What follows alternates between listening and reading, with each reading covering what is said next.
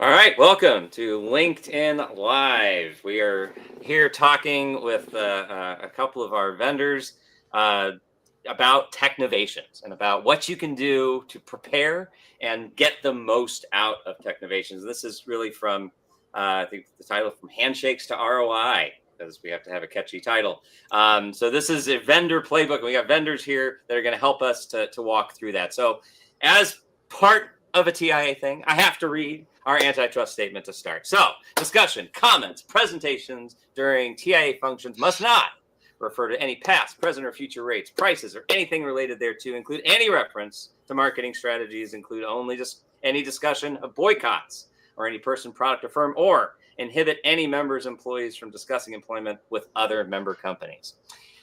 So, with that out of the way, welcome to LinkedIn Live.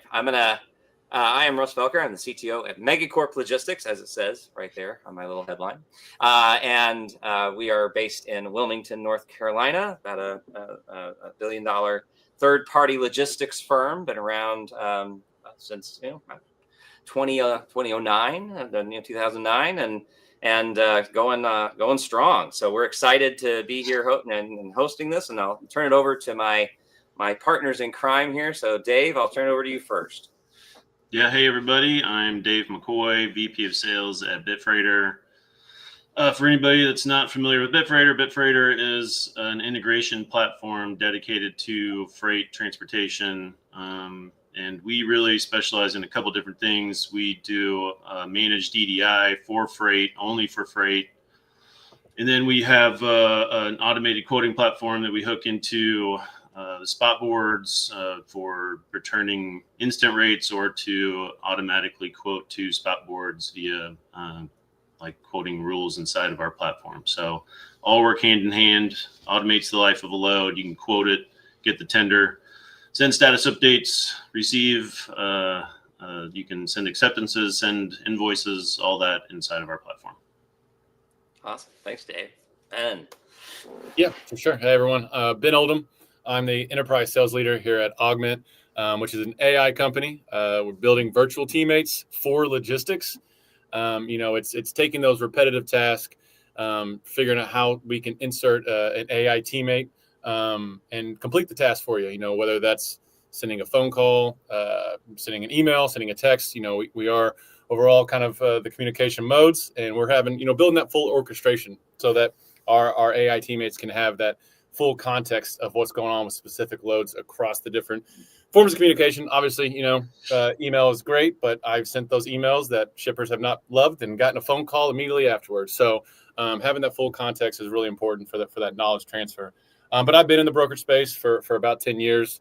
Was originally at Coyote, then went to Nolan Transportation Group, and then kind of my final stop before coming over to Augment was at Amazon Freight. So excited to be here, and I'll pass it back over to you, Russ. Awesome. Well, it's great to have you both here. We're going to keep this pretty loose. So if you've got, any questions or anything like that, you can drop them in.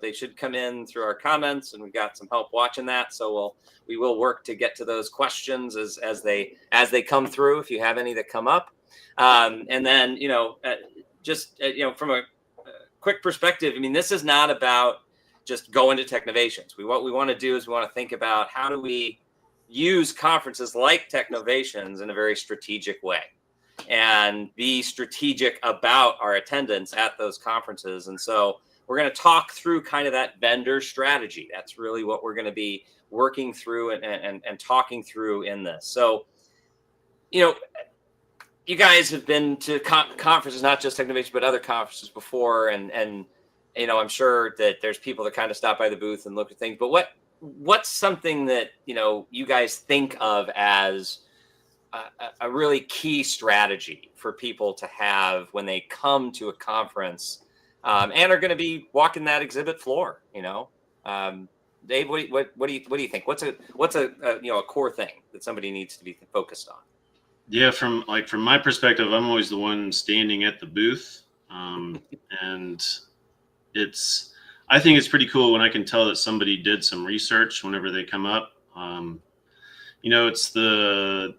Everybody seems like they're caught off guard whenever they come up and they're just like, so what do you do? But when when someone comes up and you can tell that they did the research and they're targeting, who they want to pursue and get more information from, that right there is a really cool thing from my perspective. And Technovations, I think, is a really good opportunity to do that, because you have, like with Capital Ideas or these bigger like manifest kind of conferences, that there's just so much going on.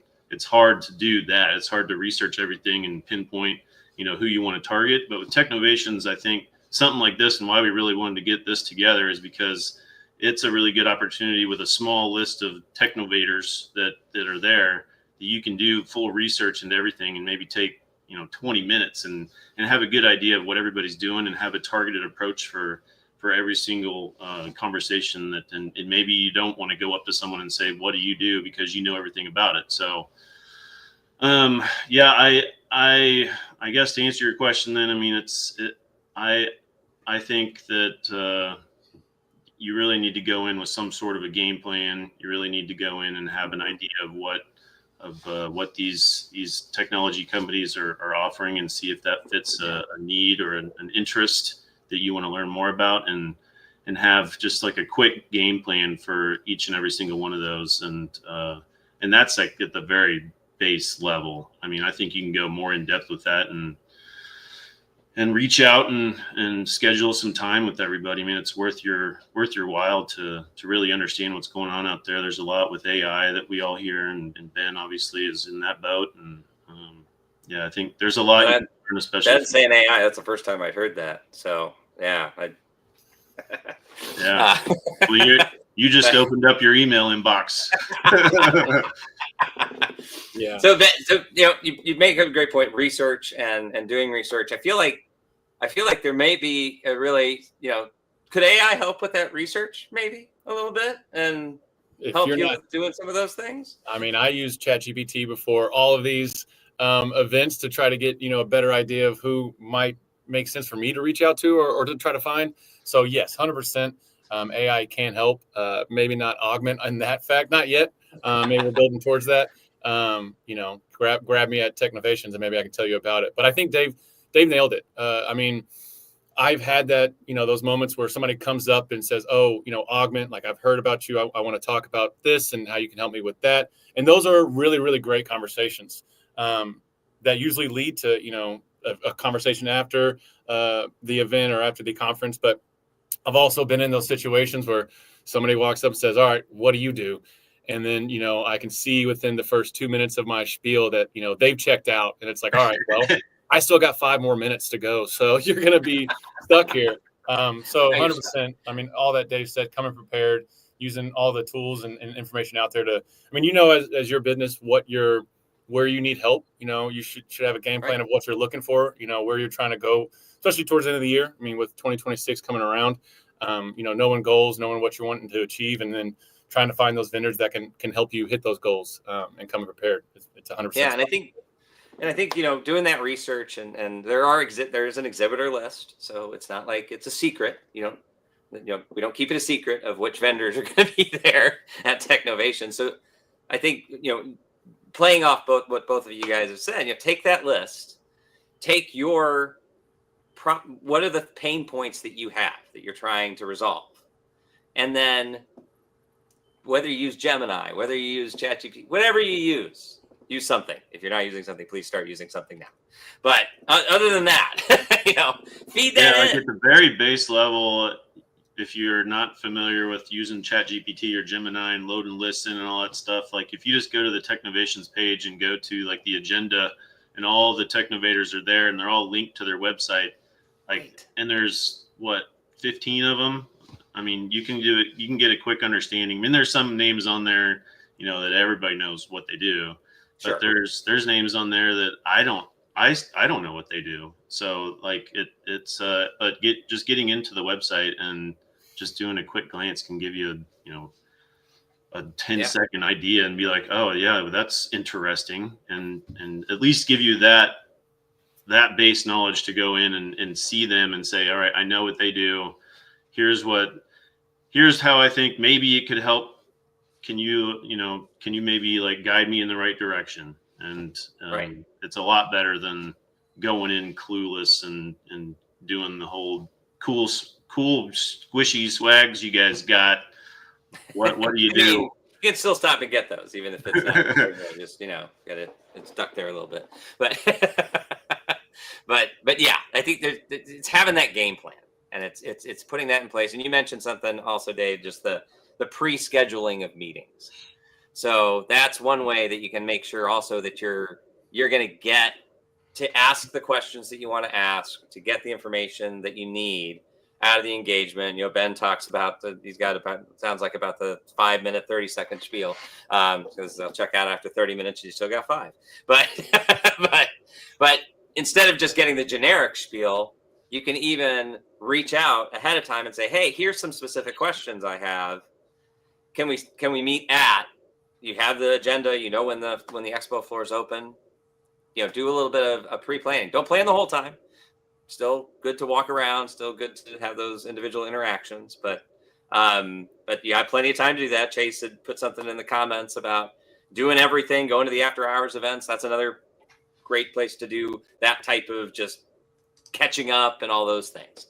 But definitely use those expo times effectively.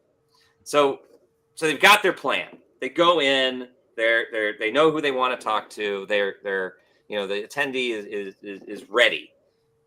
So when they're getting on site, though, now we got to talk about kind of what are the questions that people should be asking you. So somebody comes up to the Bitfreighter or the Augment. I'll start with Augment. What should they be asking you? What are questions that are impactful that can help you to help them to qualify you and help you to qualify them? For sure. I mean, I think it, obviously with AI, there's a lot of buzz to it. And so there's a lot of vendors. So, what makes us different, from maybe our competitors is a really good place to start. Maybe they're already using AI for one portion of their business or using some type of vendor. And maybe it doesn't make sense. Maybe they're already using it for something we can do or help them with. But it gives me a clear guideline of like, all right, well, how can I differentiate myself that, it makes sense for us to have follow-up conversations. So I think that's always a really good question, because the what do you do? I could go on forever, as we already talked about. So I think really trying to pinpoint of how you differentiate yourself from the market, but then also, how do you track value or how do you track ROI? Like where do you set success metrics? I think, a lot of with the AI talk, it's a lot of, shooting in the dark as far as how we track the metrics, but having a better understanding of are you looking for a certain talk track or talk minutes or email sent, like what are you using to track your own success as well as the success for our project, our ramp up, and I think those two kind of starters are at least a little bit different than just the average what do you do. Yeah, no, I think those are both great. Dave, from your perspective, any other questions that you feel like are good for an attendee to ask? Yeah, I'm in a different boat, I guess, than someone in the AI world, where that's this new thing. I guess like our automated quoting side, it's kind of a new thing. It's not really AI a whole lot more than just like, just automation, and Sure. making something faster. But I think that, when you do a little research on all these, you might have some preconceived notions. And at the very least, I think, when someone comes up to us with preconceived notions and saying, and I guess it goes a little bit into what Ben's saying of like, what makes you different or what's different about this. And like, when we're talking, like someone comes up to me and they see EDI, like it's been around forever. Like they have preconceived notions about like, it's very expensive. It's something that's forced down my throat. Why are you coming in with a new EDI platform? Like what are you offering that's different? There's a preconceived notion that's going on that I think that I would want answered if I was coming to me. And I think that you could probably apply that to a lot of these companies and like what category they fit into. And either it's like the preconceived notion of like, this everybody's doing AI. What makes you different? And Sure. you know, you're another TMS. Why what are you offering that I'm not getting out of my TMS? And I think that if you go in with maybe that mindset as well, and just find out, like, I think that would help you see how you know, companies differentiate from each other, and what technologies are really assisting our industry. Yep. Yeah. And I think, I think, you know, in relating it back, right, to KPIs that we measure, you know, I mean, one of the things that I think every 3PL measures, or probably should be measuring, is cost per load. So, you know, I think that's one of those types of questions that you can ask, like, okay, great. If I put your system in, what is my impact to that KPI, cost per load, or you know, time spent per load, or things like that?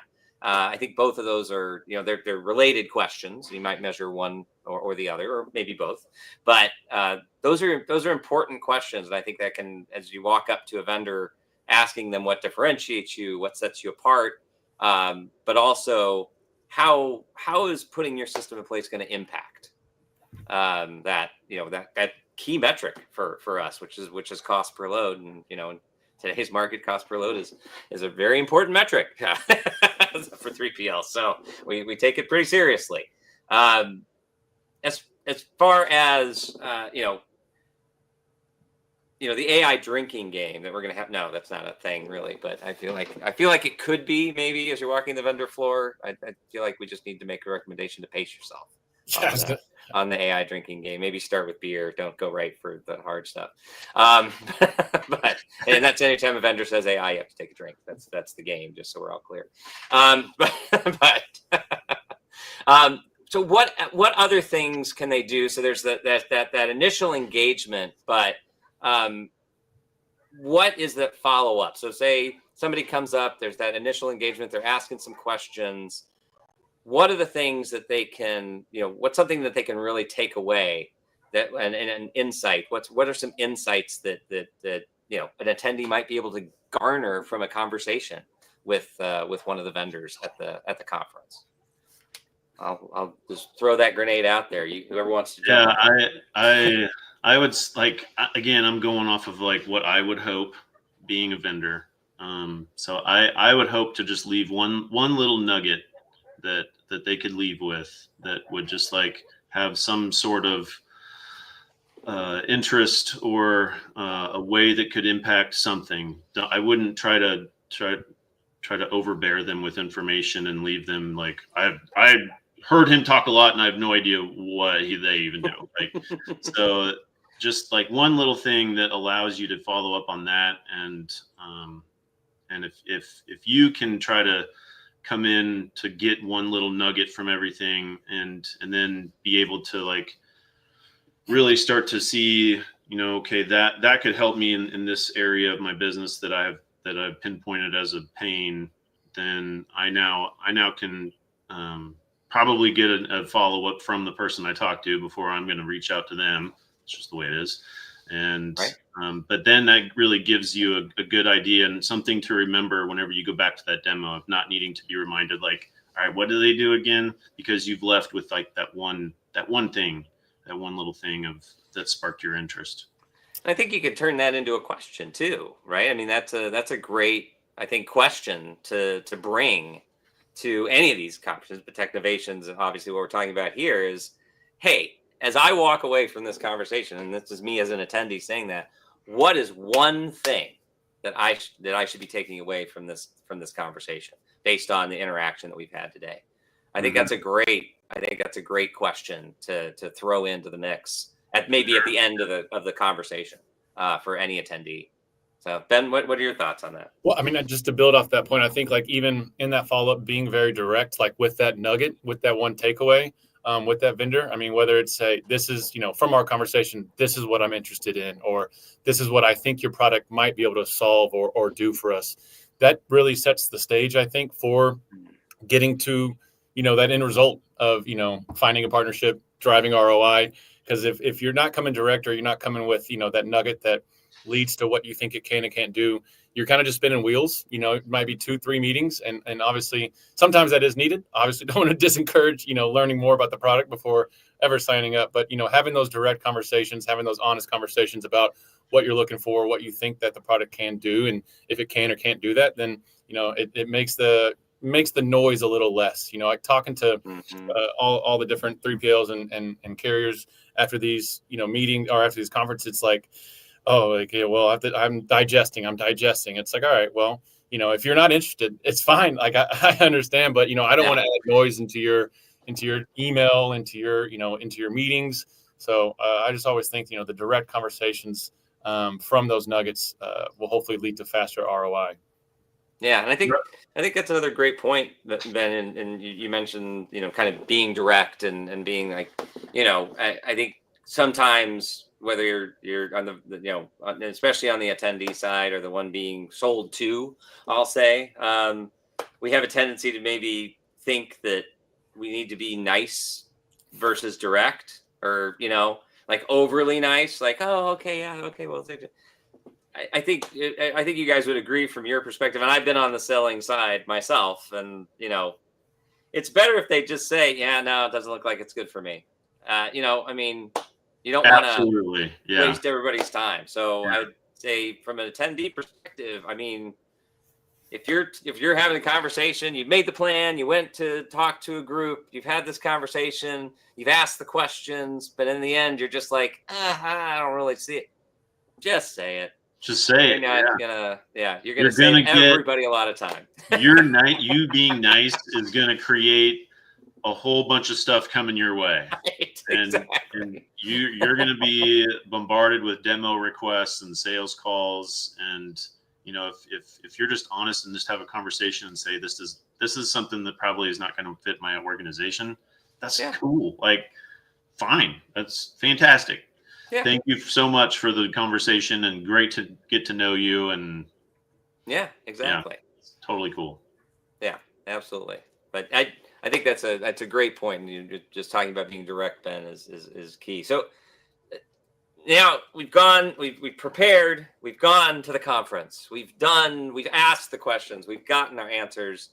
Hopefully you've taken some notes somehow. Russ, I want to hear from you though. Like, since you're more like we're over here pushing our products, and you're the one that's on the attendee side, and you've been on the attendee side, and you've done everything that we're talking about. What's some advice that you would give that you've kind of maybe seen that works, what doesn't work? So one of the things I like to do is when I'm talking to a vendor is like, hey, is there somebody here that's already using you? Almost always at a conference like Technovations, the answer is going to be yes.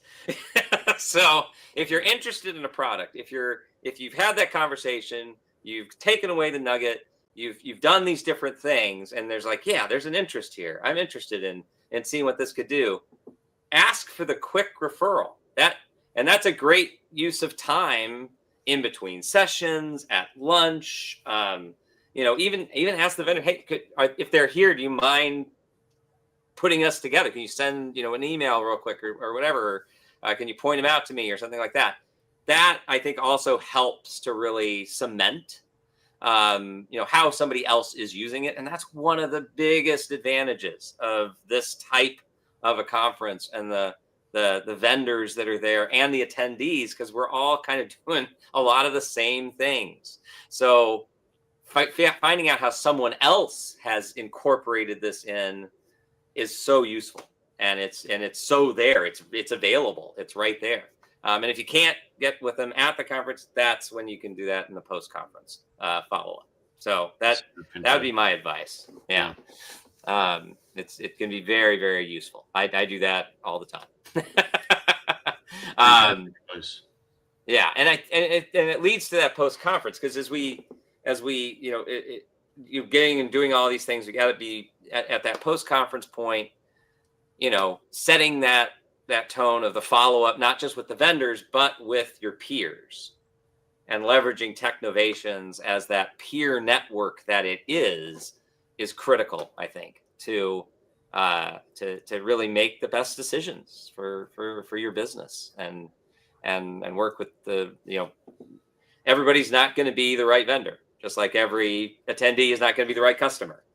And so we've got to make the right pairings and make sure that they are the most as fruitful as they can be. But yeah, all right. Well, what did your follow-up look like? If you did pinpoint something, did you wait for them to reach out to you, or did you start to facilitate? No, I'm more proactive than that. So I'm gonna reach out and be like, okay, we talked. We think there's something here. Let's go. What's next steps? Let's start moving. And did you come back with like a nugget of something and present it to a team and get some buy-in on your side, or how did you go about all that? No, it's a good call out. There's a lot of opportunity to use the vendor piece, yes, but also then just what you hear in the different presentations and panels and things like that, to create more of that presentation when you come back, and create that kind of almost bulleted list of the nuggets that you've taken away, and go over that with your team, and make sure that everybody's kind of learning at the same time through that post-conference follow-up internally within your own organization. And the other thing I would say is that you might have a great interest in a product, and this is not, so there's the thing where this isn't going to work for me, but it might be not right now, but this is when I want to be targeting this thing, and be direct about that too, and both internally and externally. Because I think you guys are, it's great. Hey, no, not right now, but come May, I want this to be a thing. It's like, okay, great, May, got it, understood, and they won't bug you till then.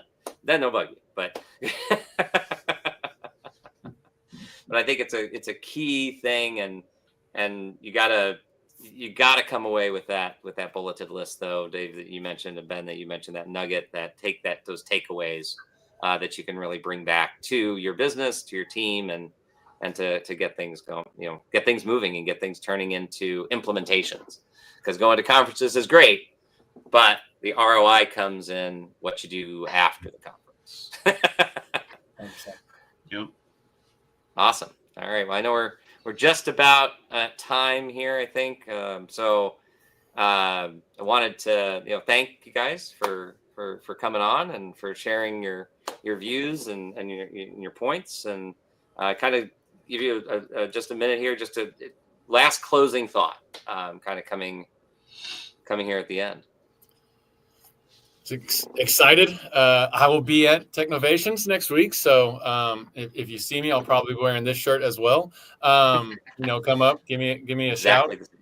Yeah, so excited to be there. TIA was one of the first events I went to when I joined Augment, and it really set the tone for all the other conferences I've been to. So excited to do Technovation, and then continue into 2026 with TIA. Awesome, Dave. I will not be there, sadly. It's the first Technovations I've missed in a long time. Had a vacation planned, but we are sending our CTO, Brandon Joyce. He's going to be there. Provides an interesting perspective, as he's not really he thinks he's a salesperson, but we all do. He's also smarter than all the salespeople in the room. So. He's going to be going, and Sharm from our team is going to be going as well. So they'll be around if you have any questions for us. Hopefully this was helpful. I think it provided a lot of perspective from the vendor point of view, and the things that we kind of hope for. And Russ, I thank you for providing your perspective as well. And I think you really helped with giving some guidance to the attendees that maybe you're looking for some ideas on quickly capturing some information and taking it back to the team and assessing from there. So appreciate awesome. You guys having us all here, and Jonathan behind the scenes there. Thanks for putting this all together. Thanks for McLeod, I believe, for sponsoring. So thank you there. But so plan, engage, and act. Those are your things. So thanks everybody for all the time, and yeah, appreciate everybody's time. Have a good day.